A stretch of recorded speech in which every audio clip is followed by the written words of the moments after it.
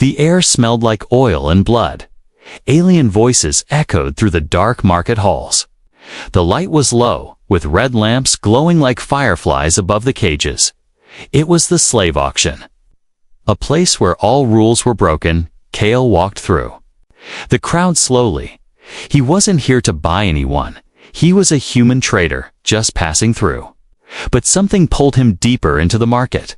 Slaves of all kinds were in cages. Some were tall with silver skin. Others had more than 4 arms. Kale didn't look at them. He had seen this many times before. Then he saw her, in the last row. Half hidden in the dark, a girl with long black hair. Chained at her wrists and ankles, her skin was dirty, her clothes torn. She looked like a human, but that was impossible. Humans were not supposed to be here. This part of the galaxy was far from Earth. A fat alien with green scales stood beside. "The cage? This one's special," he said, laughing, "a pleasure animal. Human breed, very rare." The girl didn't speak. She sat still, head down. Kale stepped closer. His heart beating faster. "Is she really human?" he asked. The alien snorted. "Of course, but broken. Doesn't speak. Doesn't fight. She just stares." He slapped the cage with his tail. "She's useless, but beautiful. Good for pleasure." Kale looked again. The girl slowly raised her head. Their eyes met. Her eyes were not empty. They were full of fire. She looked straight into his soul. Then she spoke. Her voice was low but clear. "Take me home," she said. Kale froze. She spoke English, perfect English. "Did you hear that?" he asked the alien. The seller shrugged. "She makes noises sometimes. Ignore it." But Kale couldn't ignore it. A human girl, speaking Earth language, asking for help. He leaned closer to her cage. "Where are you from?" he asked. The girl didn't answer. She just kept staring. Something inside Kale shifted. He couldn't walk away. He had to get her out. "How much for her?" he asked. The alien laughed. "She's trash. 10 credits and she's yours." Kale handed over the credits without blinking. "Fool," the alien muttered, walking away. Kale opened the cage slowly. The girl didn't move. He held out his hand. "It's okay. I'm not going to hurt you." She looked at his hand, then back at his face. Slowly, she reached out. Her fingers touched his. Cold and trembling. He helped her stand. She could barely walk. Her feet were bruised. Her legs shaking. Kale wrapped his arm around her for support. They walked out of the slave market like shadows in the dark. Outside, the stars blinked quietly in the sky. The girl looked up. "Do you have a ship?" she asked. "Yes," Kale said. "Not far from here." They moved quickly through the alleys. The city was dangerous, full of eyes. Kale could feel it. Someone was watching. He tightened his grip on her hand, at the landing pad. His small ship waited. He opened the hatch and helped her inside. She sat down, breathing hard. Her chains rattled with every move. Kale looked at her again. "You really are human, aren't you?" The girl nodded slowly. "My name is Lyra," she said. "I was taken from where?" Kale asked. "I don't remember everything," she said, "but I know I wasn't born to be a slave." There was pain in her voice, but strength too. He started the engines. "Then I'll help you remember," he said. "I'll take you home." As the ship lifted off, the slave market disappeared below. But Kale knew this was not the end. Someone would come looking for her, and they would not stop until they found her. Lyra looked at the stars outside the window. Her chains still tight around her wrists, but her eyes were free. For the first time in a long time, she had hope, and Kale knew, deep inside, that saving her was going to change everything, forever. Asterisk Lyra sat quietly in the corner of the ship. The light inside was soft and warm, different from the red lights of the auction. But she still didn't feel safe. Her body was here, but her mind was still in that cage. Cale watched her from the pilot seat. He didn't speak. Not yet. He just waited, letting her breathe. Letting her feel real again. The ship flew low. Avoiding patrols, owning a human in this star system was not just wrong. It was illegal, but Cale didn't care. He had seen something in her eyes, something no one else did. Finally, she looked up. "Why did you buy me?" she asked. Her voice was quiet, but her words were strong. Cale answered without turning. "You asked me to take you home." Lyra said nothing, but her eyes were soft now. Not angry, she looked down at her chained wrists. The metal was cold, but her blood was warm. "Can you remove these?" she asked. Cale nodded and got his tools. It took time, but the locks gave way with a sharp snap. The chains fell to the floor like dead snakes. She rubbed her wrists. "Thank you," she said. Then she asked, "Do you know what I am?" Cale hesitated. "A human," he said. "No," she replied. "That's not all." She stood up slowly, weak but graceful. "I remember small things." "Pieces," she said. "Flashes of stars, orders shouted, people in uniforms. I think I was..." "Something more." Cale nodded, listening. "You're not broken," he said. "That much is clear." Lyra looked out the window. "There's a reason they wanted me silent," she whispered. "A reason they locked me away like a thing." The ship beeped suddenly. A warning. Cale checked the screen. 2 small ships were following. Not pirate ships, not police, something else. Something silent and fast. "We've got company," he said. Lyra stepped closer, her hand on the chair. "They're not here for you," she said. "They're here for me." Cale turned the ship hard to the left. Engines screamed. Lights flashed red. The chasers were closing in fast. He dropped below the radar, flying into an asteroid field. "Hold on," he shouted. The ship rocked between giant stones floating in space. The chasers fired, but missed. One hit a rock and exploded. The other turned back. They were gone. For now, Cale landed on a hidden moon. He shut down the ship, hiding its signal. Then he turned to Lyra. "You're going to tell me everything you..." "No," he said. She sat on the floor, legs crossed. "I don't remember everything yet," she said. "But I remember waking up in a lab. Metal walls, cold lights. They spoke about me like I was an object." "Who were they?" Cale asked. "Not aliens," she said. "Humans." His eyes narrowed. "Humans did this to you?" Lyra nodded. "Someone high up, someone with power. I was part of something, a mission maybe. Something secret. When I found out something I shouldn't have, they erased me." Cale sat down slowly. "This is bigger than I thought," he said. Lyra looked tired but clear-headed. "You didn't just save me," she said. "You stepped into something dangerous. I want to help," Cale said. "Not just because you're human, but because I believe you." She smiled just a little, the first real smile since they met. "But you need to know something," she added. "They didn't just chain my body, they did something to my brain." She turned around and pulled her hair aside. Cale leaned closer and saw a small bump under her skin near her neck. "A control chip." He asked. "Or a tracker," she said. "Maybe both. If they can find you, they will never stop." He said. She nodded. "Then we need to remove it."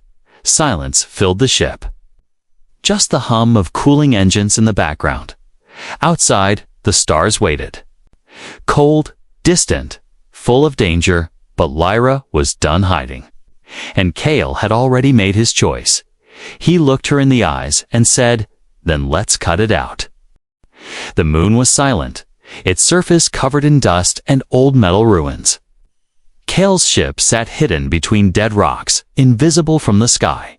Inside, a war was about to begin, not outside, but inside Lyra's head. She sat on the medical table. Breathing fast, Cale stood beside her, holding a small cutting tool. He had never done this before, but there was no one else to trust. "I'll be careful," he said. Lyra nodded, her jaw tight. You have to get it out. No matter what I say, no matter how much I scream, I want to. Be free. Kale swallowed hard. He turned on the tool. The light glowed blue, sharp and clean. He made a small cut near the bump on her neck. Lyra gasped, her hands clenched into fists. Her body shook, but she didn't cry out. She didn't stop him. Then it happened. Her eyes flashed white, like a switch flipped inside her mind. She whispered something, not in English, not in any normal language. Then she screamed, loud and painful. Kale kept going, his hands steady. He saw the chip small, black, glowing red. It was alive, reacting. It pulsed like a heart, fighting back. It's connected to your nerves, he said. She nodded, barely conscious. It's not just tracking me, she whispered. It's controlling parts of my memory. Kale pulled the chip out slowly. The red glow faded. It stopped moving. He dropped it into a metal box and sealed it. Shut, Lyra passed out. He caught her before she hit the floor. He laid her gently on the bed and wiped the sweat from her forehead. You're free now, he said quietly, but deep inside. He knew this was only the beginning. Hours passed. Outside the moon was still quiet. But above, danger moved closer. A ship entered orbit, black, silent, made for one purpose, to hunt inside. That ship, an alien bounty hunter, read the signal. A faint trail coming from the moon. Target is active again. The hunter growled. Prepare capture unit, back on the surface. Lyra opened her eyes. The pain was gone, replaced by clarity. She sat up quickly, breathing fast. Kale rushed in. You're awake, he said. She looked at him, eyes sharp, alert. I remember more now, she said. I wasn't just a soldier, Kale. Leaned in. What were you? He asked. She stood up slowly, stronger now. I was part of a deep space recon team, top secret, she said. We were sent to explore something the others wouldn't talk about. What did you find? Kale asked. Her eyes went cold. I think it was a machine. She said, old, not made by humans, not by any species I know. And we were not supposed to touch it. But you did, Kale guessed. Lyra nodded, and after that, everything went wrong. My crew vanished, and I ended up in a cage. Suddenly, the ship's alarm rang. Kale looked at the screen. Someone was coming. One ship, no ID. Too fast for a trader. Someone found us, he said. Lyra moved fast. Then we run, she said. Kale lifted the ship, flying out from under the moons. Rocks, but the black ship followed. They're locking on, Kale shouted. Lyra moved to the weapons panel. It's a bounty hunter ship, she said. Standard net launcher, heavy hull, but weak engines. You know that from memory? Kale asked. I helped design one, she replied. Then she pressed a button. Missiles fired, bright and fast. The hunter dodged the first, but the second hit near the engine. Sparks flew, and the ship slowed down. Kale hit the booster and jumped. Into warp, the stars stretched like water. Silence returned, but not for long, in the quiet. Lyra sat down again. She looked at her hands. No more chains, she said. No more silence. Kale watched her. You're not just a survivor, he said. You're a weapon. She looked up, her face unreadable. I was made to survive deep space, she said. But I was never trained to survive betrayal. Kale didn't know what to say. So he said the truth. Whatever you were before, whatever they tried to erase, we'll find it. And we'll burn down whoever tried to bury you. Lyra didn't smile, but she nodded. I want my memory back, she said, and I want to know who. Gave the order. Outside, the stars kept moving. But now, something had changed. Lyra wasn't just running anymore. She was hunting. Asterisk, the ship floated in the dark between stars. Safe for now, but only for a moment, inside. Lyra sat at the console, staring at a blinking screen. Lines of strange code ran across it, like whispers from her forgotten past. Kale entered quietly, holding a hot drink. "You haven't slept," he said. "I don't need sleep," she answered. Eyes locked on the screen. "I need answers." Kale placed the cup beside her. He looked at the data she had pulled from the ship's computer. "What is all this?" he asked. "Memories," she replied, "or pieces of them." Ever since the implant was removed, fragments had started to return. Sounds, faces, command codes. "And something darker, something buried. There's something still inside me," Lyra said. "Not a chip, not hardware. It's software, something digital, running in my head." Kale stepped back. "You mean like a program?" She nodded slowly. "Yes, a silent code that blocks certain memories. Reacts to certain triggers. That's why you couldn't remember your mission," he said. "And maybe why they called you broken." Lyra turned toward him. "I was never broken. I was overwritten." They stared at the screen together. Lines of symbols kept flashing. "Can we shut it off?" Kale asked. "Not here," she replied. "But I know where we can." She pulled up a map. "A small moon near the Red Dwarf sector. Outpost Theta 9, she said. "A secret human lab. Deep research." "You've been there before," Kale guessed. Lyra nodded. "I think that's where they erased me." The journey to Theta 9 was quiet.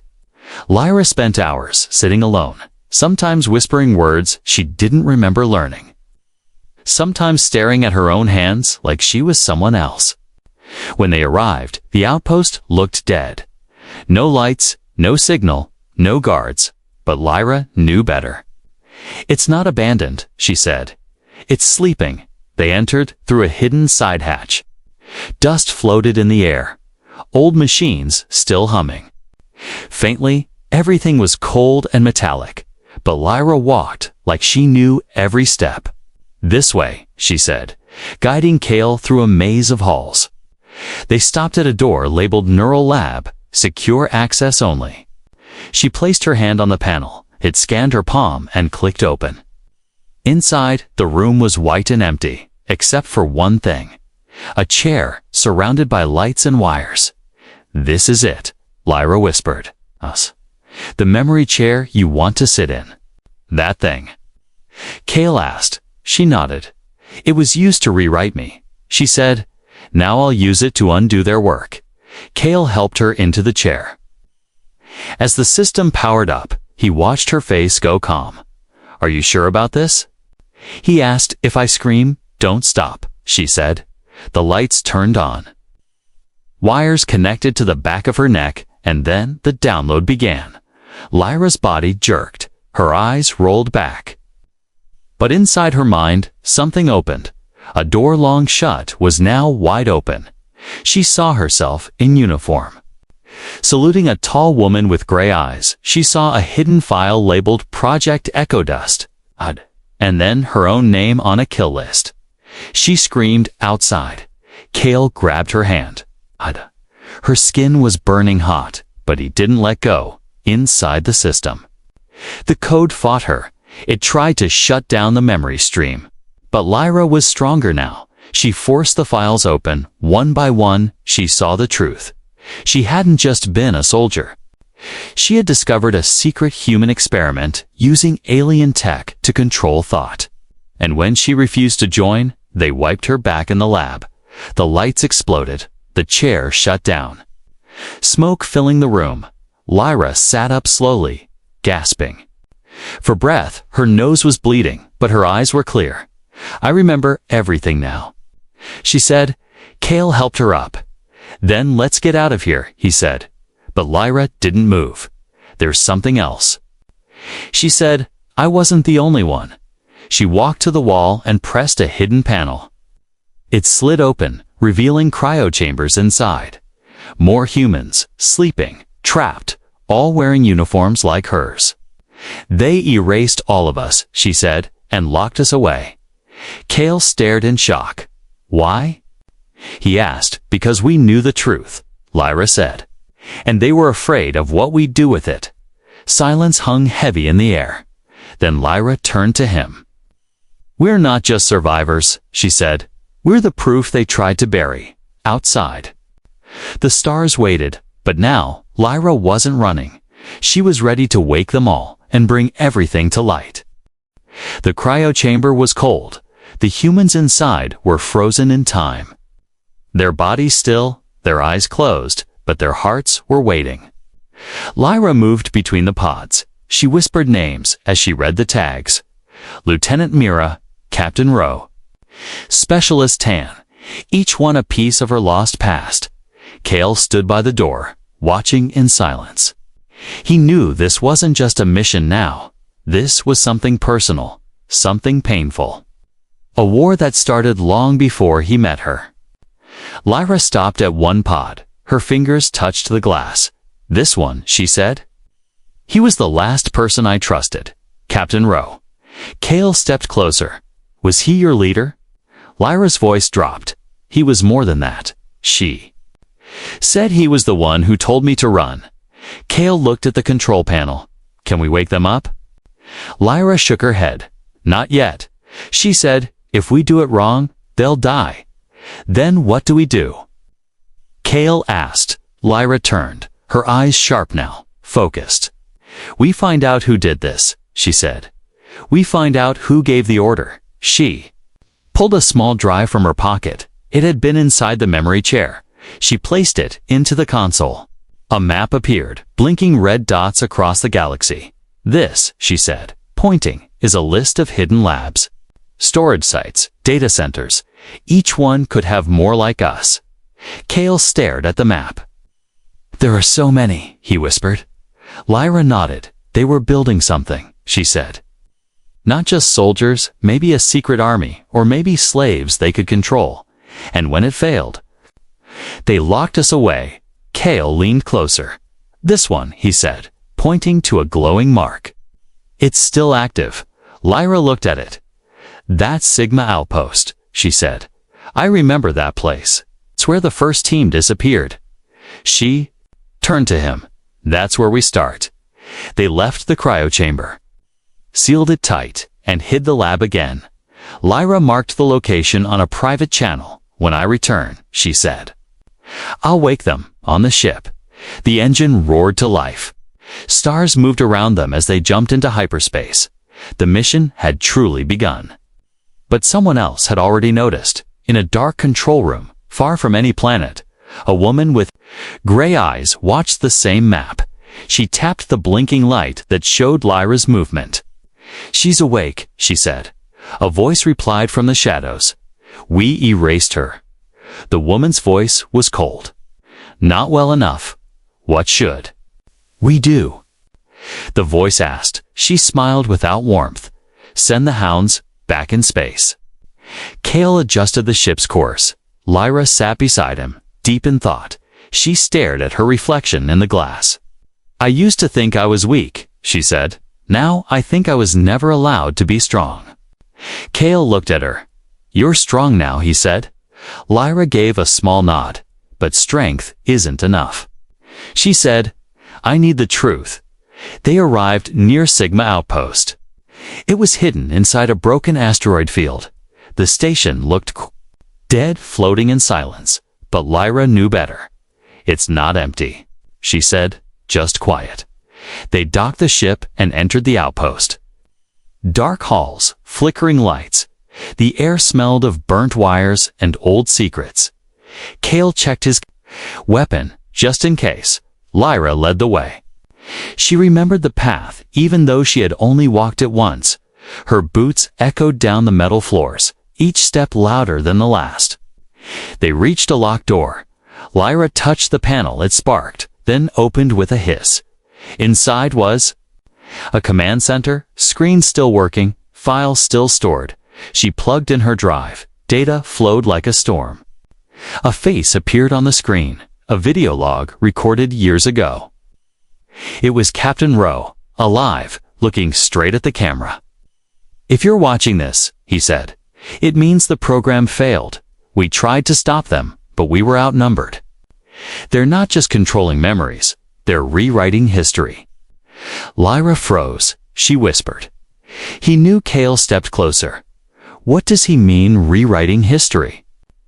Lyra looked at the file name, Project Ashlight. She said, an operation to delete entire people, records, past events from minds, from systems, from time. They erased their own soldiers, Kale said, to protect the secret. Lyra stood up. Then we won't protect it, she said. We'll burn it out of the stars. Suddenly, the console beeped. Incoming ships, 3 of them. Fast, no ID. They're here, Kale said. They found us again. Lyra drew her weapon. No more hiding, she said. This time we fight. Asterisk the outpost shook with the force of landing ships. Metal groaned, alarms blinked. Outside, 3 black ships circled like vultures. Inside, Lyra stood still, her hand on her weapon. They're coming fast, Kale said. His fingers flew across the controls. Trying to lock the doors? We don't have much time. Lyra didn't answer. She stared at the last file on the console. One locked file, marked Ashlight Prime, a file that required her own biometric code. She placed her hand on the scanner. It burned for a second, then opened. The screen changed.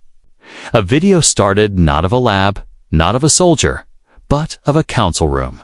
7 humans around a round table, dressed in black, their faces cold and calm. This operation, said a deep voice, will ensure the truth dies with them, if one of them wakes. We erase again, said another. Then, a third face appeared, one that stopped Lyra's breath. It was Captain Rowe, her captain, her protector, sitting among them. Silent, wearing their uniform, Kale watched the video, confused. Isn't that ... him? Lyra stepped back. He was on the council, she said. He helped them plan it. She wanted to scream, but couldn't. Her mouth was dry, her heart a drum. Captain Rowe had told her to run.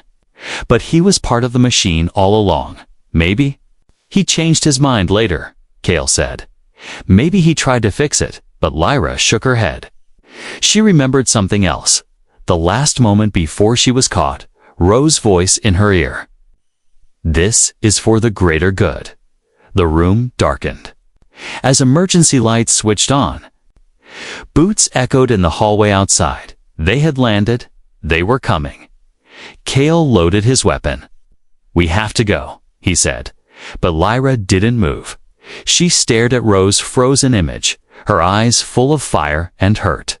I trusted you, she whispered. And you erased me. Kale grabbed her arm. I know it hurts, he said. But we can't fight if we're dead. Lyra nodded slowly. She turned and ran with Kale through the service tunnels. Behind them, soldiers stormed the lab, but it was already empty. They reached the ship just in time. Kale powered the engines. Lyra sat silently in the co-pilot seat, staring at her hands. Not long ago, those hands had carried weapons, saved lives, held onto hope. Now they felt like strangers, built to serve a purpose, used, erased, and thrown away. What do we do now? Kale asked. Lyra looked at the blinking map. Find the council, she said. Find Rowe. Her voice didn't shake. It was cold, controlled. Kale noticed the change. You want revenge, he said. I want the truth, she replied. Revenge is just a side effect. As the ship jumped into hyperspace, Lyra replayed the video again. Not for answers, but to feel the betrayal. To let it burn into her memory, so she would never forget. On the other side of space, Rowe stood in a high tower, watching the stars.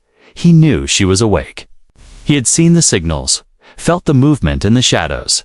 An officer walked in. Sir, the Lyra subject has escaped Sigma Outpost. Rowe nodded, calm. Then she's finally becoming who we designed her to be. Should we send more hunters? The officer asked. Rowe smiled slightly. No, let her come, he said. It's time we speak face to face. Back on Kale's ship, Lyra stood in the medbay. She opened a locked drawer. Inside was a sealed box marked with her name. She had found it in the lab before escaping. She opened it slowly. Inside was a badge. Her old one, polished metal, engraved with the words, Commander Lyra Soren, Echo Unit 1. Commander, Kale said from the doorway. Lyra looked at him. I remember now, she said. I wasn't just a soldier. I was in charge, she said. I led the mission. I discovered the truth.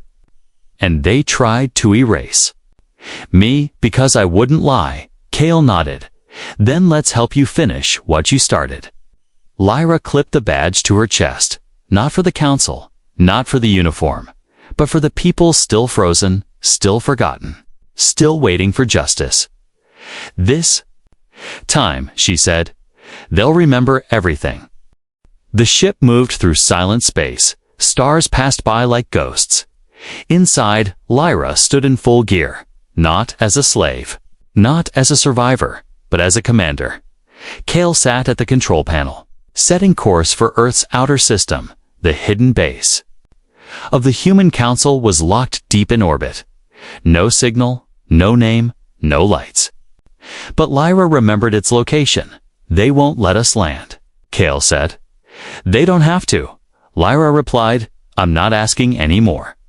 She had sent a message in advance, a code burned into old systems, a warning they couldn't ignore.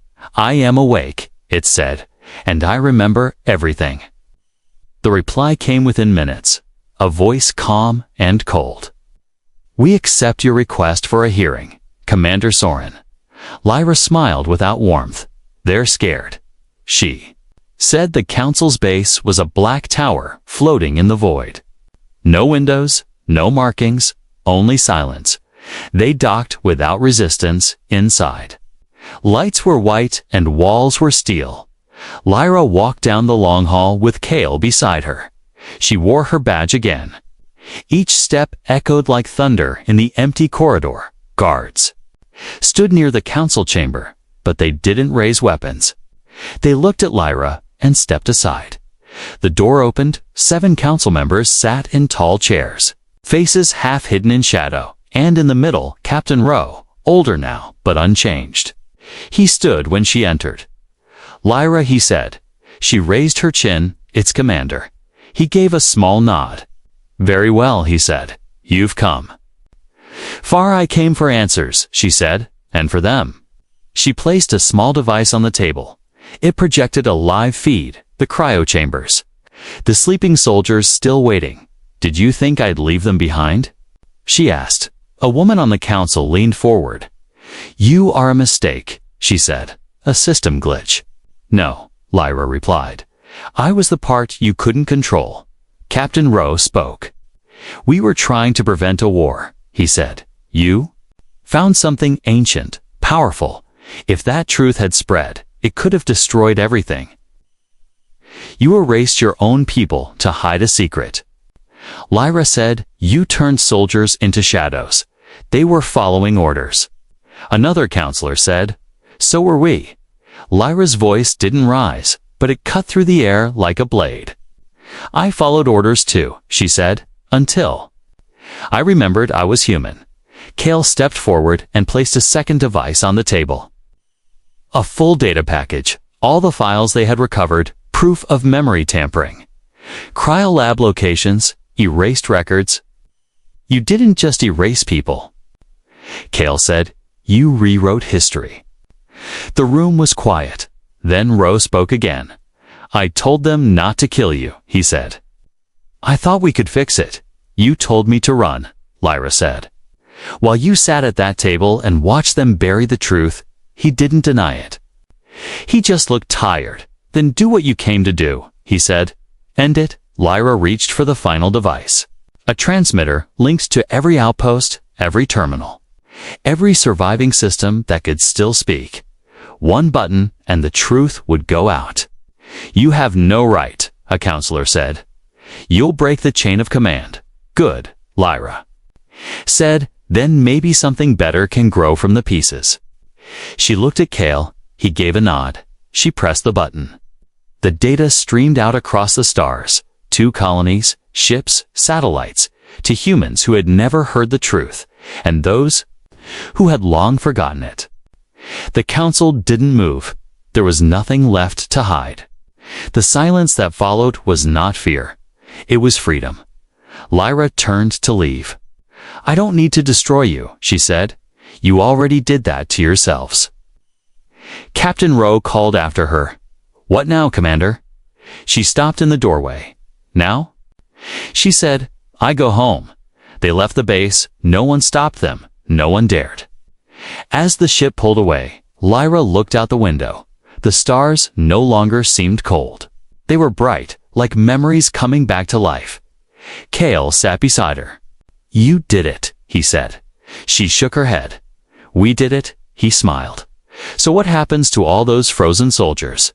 Lyra answered without hesitation, "We wake them up, and then?" Kale asked. Lyra looked ahead at the endless sky. "Then we let them decide what kind of future they want to build. Because the truth was free now, the chains were gone. And humanity remembered who it was again."